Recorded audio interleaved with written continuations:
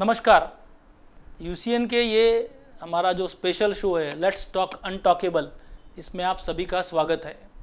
मित्रों, आज हम एक बहुत ही अहम मुद्दे पे चर्चा करने वाले हैं।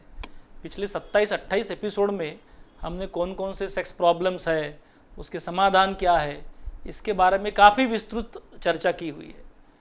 एक सबसे अहम सवाल जो मुझे काफ़ी बार पूछा जाता है कि सेक्स प्रॉब्लम्स की ट्रीटमेंट कैसी होती है। लोगों के बड़े अलग अलग विचार होते हैं, उनकी अपेक्षाएं अलग अलग होती है। हमारे समाज में क्या होता है कि काफ़ी जगह पे बहुत सारे जो उनको भी मैं ये नहीं बोलूँगा वो गलत डॉक्टर्स है, लेकिन सिर्फ दवाई दे के सेक्स प्रॉब्लम ठीक होता है, ये जो दिमाग में संकल्पना बहुत सारे लोगों के मन में रहती है, वो एक गलत संकल्पना है। सेक्स प्रॉब्लम्स ये हमने शुरुआत में, आपने अगर याद होगा तो साइकोसोमैटिक सर्कल ऑफ सेक्स करके हमने एक आपको बताया था कि मानसिक और शारीरिक और एक दूसरे के साथ में रिलेशन, ये तीनों का मिला जुला असर होता है सेक्स लाइफ पे। अच्छा, ये तो डायरेक्टली होता है, लेकिन इनडायरेक्टली अगर नौकरी में प्रॉब्लम है, बिजनेस में प्रॉब्लम्स है, घर वालों में किसी की अभी मृत्यु हुए हाल में, या किसी की बीमारी चल रही है, किसी की ट्रीटमेंट चल रही है, इसके भी बहुत सारे इफ़ेक्ट सेक्स लाइफ पे होते हैं। अगर ये सेक्स लाइफ है, हम पति पत्नी के बीच का सेक्स लाइफ लेते हैं, लेकिन हमारे यहाँ जो पेशेंट्स आते हैं, बहुत सारे पेशेंट्स अविवाहित भी रहते हैं, शादी होने की रहती है, लेकिन उनमें भी सेक्स होते रहता है। तो ये सब पेशेंट्स में ये सब चीज़ों का मिला जुला असर होता है और उसके कारण सेक्स प्रॉब्लम्स आते हैं। लेकिन पेशेंट को क्या लगता है कि ये सब प्रॉब्लम्स अलग है और सेक्स प्रॉब्लम्स अलग है, तो उसकी मन में इच्छा रहती है कि शायद कोई दवाई दे दे तो उससे अपना प्रॉब्लम सॉल्व हो जाएगा।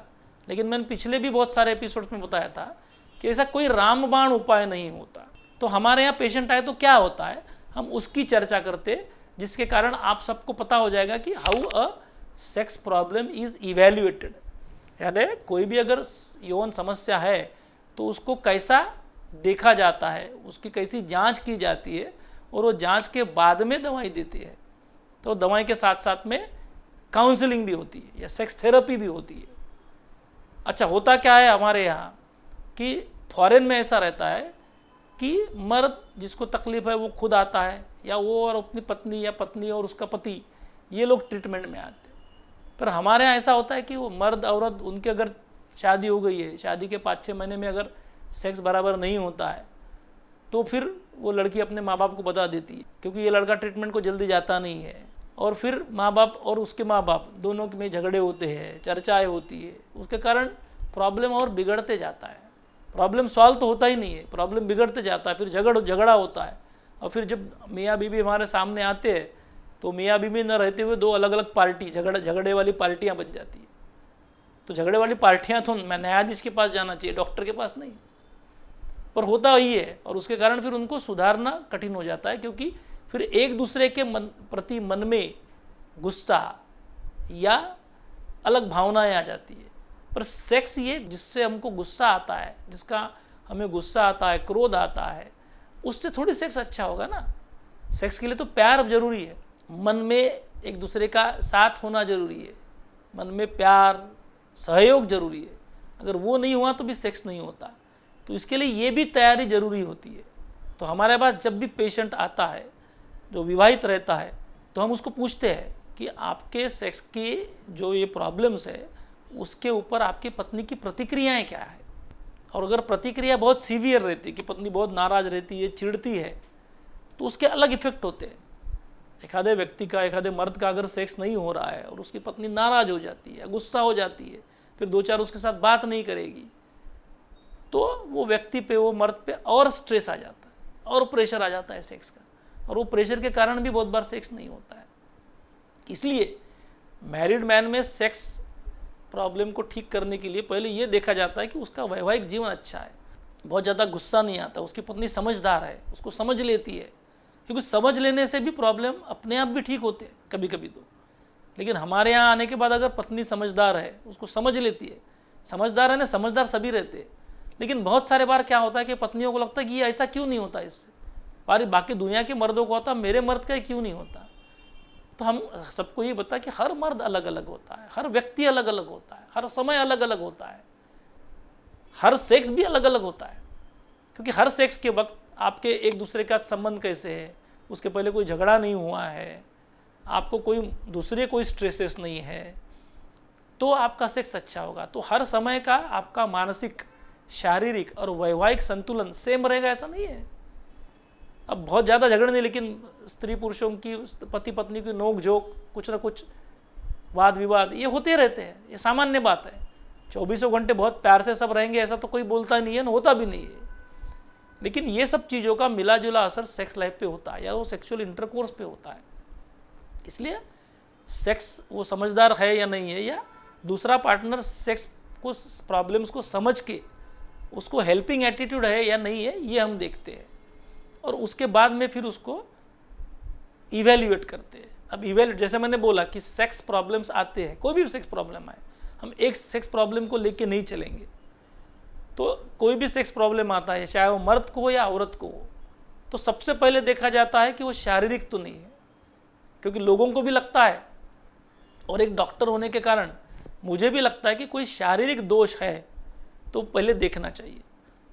तो हम उसकी ब्लड टेस्ट करते हैं, बहुत बार उनकी हमको सोनोग्राफी करनी पड़ती है, पहले तो उनकी फिजिकल एग्जामिनेशन करते हैं हम कि उनका लिंग और उनके अंडकोश वगैरह, उनकी जो ग्रोथ है, विकास जो है बराबर हुआ है या नहीं है। जनरली लेडीज़ लोगों को हम नहीं जांचते, क्योंकि लेडीज़ लोगों को अच्छा नहीं लगता कोई मर्द से जांच करवाना, इसलिए हम उनको स्त्री रोग विशेषज्ञ के पास भेजते हैं। या बहुत बार तो बहुत सारी महिलाएं हमारे पास उनके प्रॉब्लम के लिए जब आती है तो मैक्सिमम टाइम वो स्त्री रोग विशेषज्ञ से रेफ़र होके ही हमारे पास आती है। तो इसलिए हमारा वो प्रॉब्लम सॉल्व हो जाता है कि जब उसको मानसिक प्रॉब्लम के कारण ये प्रॉब्लम आ रहे हैं, तभी स्त्री रोग विशेषज्ञ हमारे आप उसको भेजते हैं। लेकिन मेल्स जो रहते हैं, मर्द जो रहते हैं, उनको हम पहले उनकी फिजिकल जांच करते हैं, फिर जो आवश्यक ब्लड टेस्ट या फिर सीमेन टेस्ट या फिर सोनोग्राफी, जैसी जैसी आवश्यकता हो वो हिसाब से उनकी जांच करते हैं। और वो जांच करने के बाद देखते हैं उसमें कमी है या नहीं है, और अगर कमी है तो वो हिसाब से उनके ऊपर उपचार किए जाते हैं। लेकिन सबसे एक महत्वपूर्ण बात है कि कमी होने के बाद भी अगर हम उसको दवाएं दे देंगे वो तुरंत ठीक हो जाएगा ऐसा नहीं है, क्योंकि वो प्रॉब्लम कितने दिन से है, वो प्रॉब्लम के कारण उनकी मानसिक स्थिति क्या होती है। क्योंकि एक आधे मर्द को अगर बहुत दिन से प्रॉब्लम्स है तो वो डरता है सेक्स करने में, उसको टेंशन आता है, स्ट्रेस आता है, प्रेशर आता है, और फिर वो प्रेशर के कारण भी ठीक नहीं होता है। तो बहुत बार सिर्फ दवाएं देने से वो प्रेशर, जो मानसिक प्रेशर है, वो ठीक नहीं होता। इसलिए 100 के 100% लोग जिनको कोई फिजिकल कमियां हैं उनके शरीर में, वो सिर्फ दवाएं देने से ठीक हो जाए ऐसा नहीं होता। उनको समझाना पड़ता है, सेक्स काउंसलिंग करना पड़ता है, कभी कभी ज़रूरत पड़ी तो दोनों पार्टनर्स को बुलाना पड़ता है, जिसको हम कपल काउंसलिंग बोलते हैं, पत्नी को समझा के बताना पड़ता है। तो मुझे तो कहना है हमेशा कि कभी भी कोई भी विवाहित स्त्री या पुरुष किसी को भी प्रॉब्लम रहे तो दोनों ने आना चाहिए, पर दोनों नहीं आते, अकेला मर्द ही आता है। तो हम कभी कभी फिर उसको बोलते कि आप आपकी पत्नी को भी लेके आइए। या बहुत बार बहुत सारे मर्द क्या करते हैं, वो अपनी पत्नी को बताते ही नहीं, हमारी दवाएं भी घर में छुप छुप के खाएंगे, और फ़ायदा हुआ तो ठीक है, नहीं तो बताते भी नहीं। तो उनको भी बताया, क्योंकि मर्द इतना टेंशन लेता है कि उसको लगता है कि पत्नी को मालूम नहीं होना चाहिए कि मैंने दवाई खाई है और इसलिए मैं सेक्स कर रहा हूँ।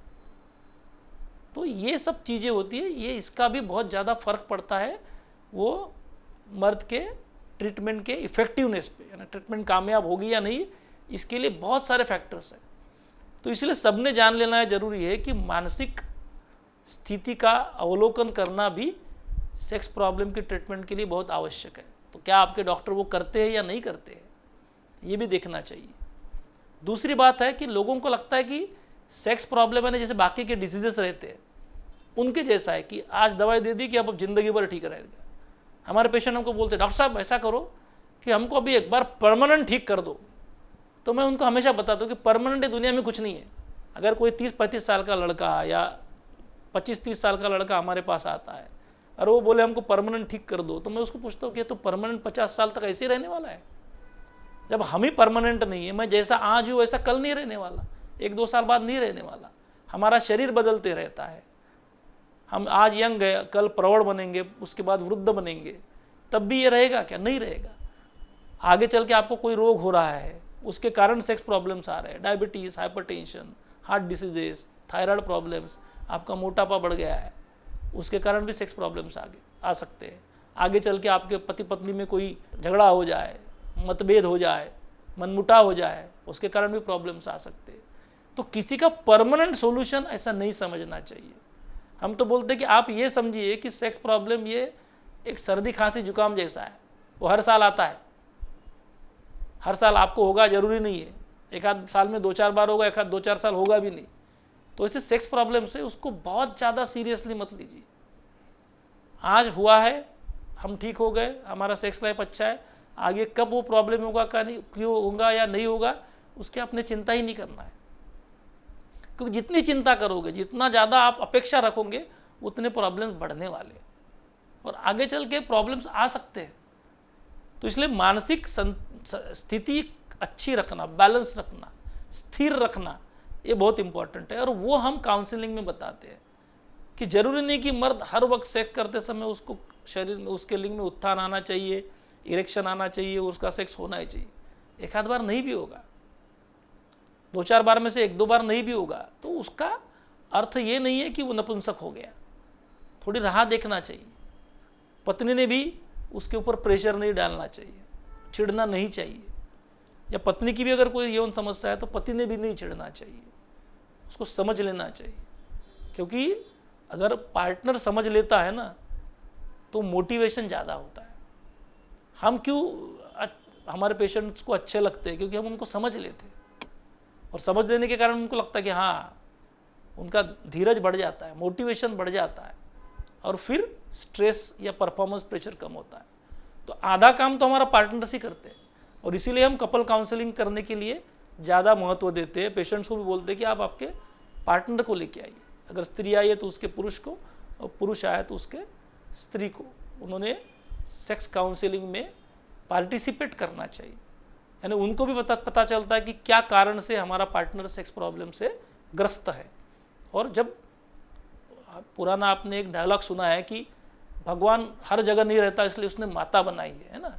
तो मैं, ये तो बड़ा अच्छा डायलॉग है, लेकिन मैं हमेशा बोलता हूँ कि डॉक्टर हर वक्त पेशेंट के साथ नहीं रहता, इसलिए पार्टनर का महत्व है। पार्टनर ने उसको धीरज देना चाहिए, पार्टनर ने उसको सपोर्ट करना चाहिए। तो ये partner involvement in sex counselling, इसका महत्व हम जानते हैं। और इसलिए हम उनको बोलते कि मैं तो भी 15 दिन के बाद अगर हम बुलाते, हम 1 महीने बाद बुलाते, तो 1 महीने तक इसका मोटिवेशन कायम रखना, इसको प्रेशर ना आने देना, मर्द औरत किसी को भी, ये आपका काम। नहीं तो क्या होता है, सेक्स प्रॉब्लम्स आए तो फिर झगड़ा शुरू होता है, फिर झगड़े हो गए कि फिर से वो अनबन, फिर इच्छा न होना, एक दूसरे का गुस्सा आना, ये सब बढ़ते जाता है। तो इसीलिए सेक्स प्रॉब्लम आया ने कुछ तो भी दवाएं दे दी डॉक्टर ने और मैं ठीक हो गया ज़िंदगी भर के लिए, ये समझ टोटल गलत है। जबकि दवाई के साथ साथ में बाकी काउंसलिंग भी इम्पॉर्टेंट है, एक दूसरे को समझ लेना भी इम्पॉर्टेंट है, और ये डॉक्टर सिखाता है। जैसे बहुत बार मैंने पहले बताया था कि प्लिसिट मॉडल है सेक्स काउंसलिंग का। पी यानी परमिशन गिविंग, यानी सेक्स प्रॉब्लम सभी को आते हैं, तुमको आए कुछ ऐसा बहुत ज़्यादा आसमान टूट नहीं पड़ा है किसी पे, इसलिए इतना प्रेशर भी नहीं लेना चाहिए। लिमिटेड इन्फॉर्मेशन है ना, बहुत बार उनके एक दूसरे से जो प्रॉब्लम्स आते हैं उनको थोड़े बहुत दूर कर दिए तो भी प्रॉब्लम सॉल्व हो जाते हैं। फिर स्पेसिफिक सजेशंस रहते हैं कुछ, वो देने से, या नहीं तो फिर इंटेंसिव थेरेपी, यानी उनको लगातार उनका काउंसलिंग सेशंस, दवाई, ये भी चलते रहता है। पर एक रिसर्च भी है और हमारा खुद का अनुभव भी है कि अगर सिर्फ दवाई से कोई ठीक नहीं होता या सिर्फ काउंसलिंग से कोई ठीक नहीं होता, दवाई और काउंसलिंग ये दोनों का जब मिक्स होता है कि पेशेंट को भी समझ लेता है डॉक्टर, उसकी साइकोलॉजी भी समझ लेता है, उसके बॉडी के प्रॉब्लम्स भी समझ लेता है, और इन सबको वो जो मिला जुला असर उसका होता है, तब जाके पेशेंट ठीक होता है। तो इसलिए मुझे लगता है कि हर पेशेंट ने ये समझ लेना ज़रूरी है कि सेक्स प्रॉब्लम्स ये अलग अलग फैक्टर्स से होते हैं, और एक दूसरे को पति पत्नी ने समझ लेना ज़रूरी है। मुझे लगता है आज अपना प्रोग्राम में इतना ही बताना मुझे ज़रूरी लगता है। तब तक के लिए धन्यवाद।